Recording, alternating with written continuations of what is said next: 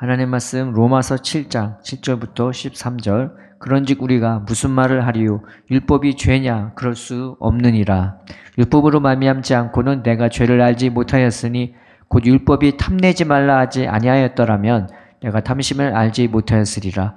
그러나 죄가 기회를 타서 계명으로 말미암아 내 속에서 온갖 탐심을 이루었나니 이는 율법이 없으면 죄가 죽은 것임이라. 전에 율법을 깨닫지 못했을 때에는 내가 살았더니 계명의 이름에 죄는 살아나고 나는 죽었도다.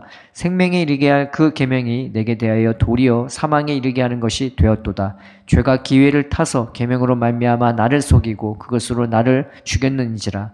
이로 보건대 율법은 거룩하고 계명도 거룩하고 의로우며 선하도다. 그런즉 선한 것이 내게 사망이 되었느냐? 그럴 수 없느니라. 오직 죄가 죄로 드러나기 위하여 선한 그것으로 말미암아 나를 죽게 만들었으니 이는 계명으로 말미암아 죄로 심히 죄되게 하려 함이라. 아멘. 오늘 말씀은 율법이 하는 기능 중에 여러 가지가 있겠지만 그 중에 첫 번째 무엇을 드러내는지, 율법을 통해서 하나님이 우리에게 뭔가를 드러내 주시고 보여주고 하는 게 있는 거죠.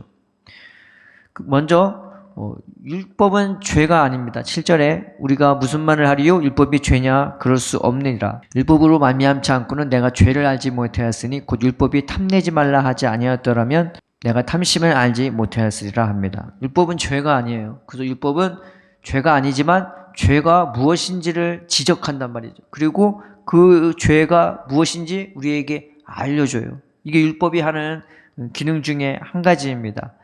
그런데 율법은 죄가 아니지만 뭐가 우리 안에서 역사하냐? 그러나 죄가 기회를 타서 계명으로 말미암아 내게서 온갖 탐심을 이루었나니 이는 율법이 없으면 죄가 죽은 것입니다. 중요한 것은 이 죄가 가만히 있지 않는데요. 내가 죄를 지으면 죄가 나타나는 것이 아니라 이 죄 자체가 가만히 있지 않는데, 그래서 오히려 기회만 있으면 틈타는데 심지어 율법을 가지고서도 우리에게 틈을 타요. 하지 말라고 하니까 더 하고 싶게 만드는 거예요. 너 죄짓지 마 하는데 더 죄짓고 싶게 만드는 그런 죄가 그런 일들을 율법을 통해서 한단 말이죠. 그러면 율법이 없으면 죄가 죽는다는 말이 무슨 말일까요? 율법이 없었을 때는 죄가 죽어 있었다. 이 말은 죄를 죄로 여기지 않았기 때문에 그 죄에 대한 감각조차 아무것도 몰랐던 것을 말하는 겁니다. 죄가 무엇인지, 죄가 어떤 성향을 갖고 있는지 전혀 몰랐던 것을 말하고 있는 거예요. 근데 율법이 드러나니까 그 죄의 존재를 드러내는 거죠. 그 다음 말씀 9절에 나왔죠. 전에 율법을 깨닫지 못했을 때에는 내가 살았더니 계명의 이름에 죄는 살아나고 나는 죽었도다.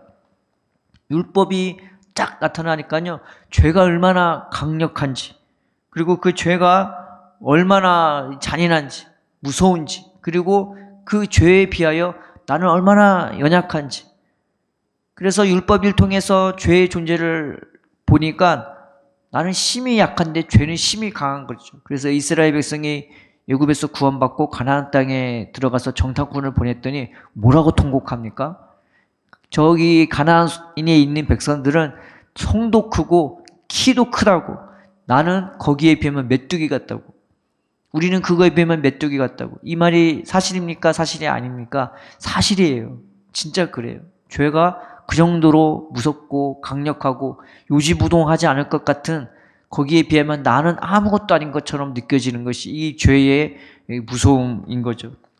10절에 보면은 생명에 이르게 할 그 계명이 내게 대하여 도리어 사망에 이르게 하는 것이 되었도다. 이 말이 뭐냐면은 깨달았다는 거예요.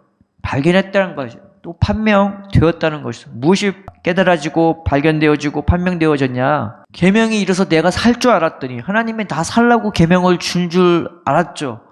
그래서 하나님이 좋고 계명도 좋은데 오히려 그 계명을 통해서 죄가 드러나니까 내가 죽겠는 거예요. 나는 맨날 죽어야 되고 나는 맨날 힘들어 죽겠는데 하나님은 나보고 죄랑 싸우라고 하고, 이게 계명이 우리에게 가져다 주는 이루 말할 수 없는 공포심, 두려움이죠. 그거를 깨닫게 돼요. 생명에 이르게 할 그 계명을 통해서 내가 죽겠는 거예요. 11절에 죄가 기회를 타서 계명으로 말미암아 나를 속이고 그것으로 나를 죽였는지라.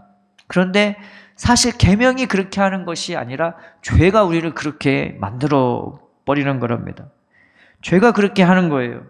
죄가 얼마나 인격을 갖고 있는지, 그리고 나를 향해서, 우리를 향해서 얼마나 교활한지, 그리고 얼마나 잔혹한지. 죄의 궁극적인 목적은 나를 죽이는 거예요. 그래서 속이기도 하고, 이 계명을 통해서도 우리를 속이고, 그리고 우리를 죽게 만들어 버려요. 이게 죄가 갖고 있는 궁극적인 목적인 겁니다. 나를 유하는 게 아니에요. 야, 일로 와라, 일로 와라. 야, 이리 와, 이리 와. 너 이거 해, 이거 해. 저거 갖고 싶지, 저거 하고 싶지, 거기 가고 싶지. 그런데 그게 하나님을 떠나게 만들고 나를 심히 죽게 만드는 이 죄가 갖고 있는 교활함이고 잔혹함인 것입니다. 죄는 가만히 있지 않아요. 죄는 퍼져나가고 공격하고 무너뜨리고 정복하고 밟아버립니다. 죄가 얼마나 대단한 겁니까? 12절 말씀이 있죠. 이로 보건대 율법은 거룩하고 계명도 거룩하고 의로우며 선하도다 라고 말하고 있습니다. 율법은 문제가 없는 거예요. 계명은 사실 문제가 없는 거예요. 문제는 우리 안에 거하는 죄란 말이죠. 13절에 이 말씀이 나왔습니다. 그런즉 선한 것이 내게 사망이 되었느냐? 그럴 수 없느니라. 오직 죄가 죄로 드러나기 위하여 선한 그것으로 말미암아 나를 죽게 만들었으니 이는 계명으로 말미암아 죄로 심히 죄되게 하려 함이라 라고 나와 있습니다. 23절을 보기 전에 우리가 한 가지 질문을 한다면, 그렇다면 왜 하나님이 별로 그렇게 유익하지도 못하고 우리는 살리지도 못할 이 계명과 율법을 주셨는가? 이게 첫 번째가 죄가 죄로 드러나기 위하여서. 그러니까 죄가 뭔지를 모르니까 이게 원수인지 친구인지 존재 자체도 모르니까 죄가 내 속에 들어온 것도 모르는 거예요. 감각도 없는 거예요. 그런데 그 죄가 드러나기, 병이 없는 줄 알았더니 병이 있었단 말이에요. 예전에는 우리가 암세포가 암 걸린 사람만 암만 있는 줄 알았지 모든 사람이 암세포가 다 있는 것을 우리가 알았습니까? 그런데 의학이 발전하니까 이제는 여러 가지 병도 다 발견되지만 이 암세포도 사람 몸에 다 있다는 것을 알게 되는 거잖아. 그래서 우리 안에 있는 이 죄성도, 이 죄도 드러나게 해 주는 겁니다. 또 두 번째는 뭐냐? 죄로 심히 죄되게 하려 합니다. 이 죄가 얼마나 무서운 건지, 이 죄가 얼마나 강력한 건지, 이 죄가 얼마나 우리를 향해서 교활하고 적극적으로 우리를 달려들어서 우리를 속이고 우리의 참된 생명을 빼앗고 그리고 우리를 잔혹하게 밟고 우리를 정복하고 죽게 만드는지, 이 죄가 얼마나 무섭고 잔인한 건지를 드러내는 역할을 하게 되는 겁니다. 율법이 하는 첫 번째 기능입니다. 인생의 참 문제는 죄 문제이지 다른 문제가 아닌 겁니다. 이 죄 문제가 해결이 돼야 우리가 하나님 안에서 참된 생명을 누리고 하나님 안에서 참된 은혜를 받게 되어지는 것입니다. 죄는 그 정도로 교활하고 잔혹합니다. 아주 심각한 겁니다. 우리가 그럼으로써 죄에서 우리를 구원하시 주시는 예수님만 의지하십니다. 이 죄 문제 해결할 분은 예수님밖에 없는 거예요. 내 사람들은 죄 문제를 너무나 쉽게, 너무나 예수님을 쉽게 생각해요. 그러니 쉽게 죄에 다시 들어가고 쉽게 예수님의 은혜를 저버리고 예수님을 떠나는 겁니다. 우리가 예수님만 사모하면서 하나님, 우리 안에 있는 이 죄에 얼마나 무서운 건지, 얼마나 잔인한 건지, 얼마나 교활하고 적극적으로 나를 넘어뜨리려고 애쓰는지 깨달아 알게 달라고, 우리가 내 마음이나 삶이나 인생이나 예수님만 의지해서 이제는 죄가 아닌 하나님의 참 말씀을 붙잡고 믿음으로, 소망으로, 사랑으로 살 수 있는 우리가 되게 해달라고 우리가 예수님 붙잡고 기도하며 나아가는 저와 여러분 되기를 주님의 이름으로 축원드립니다.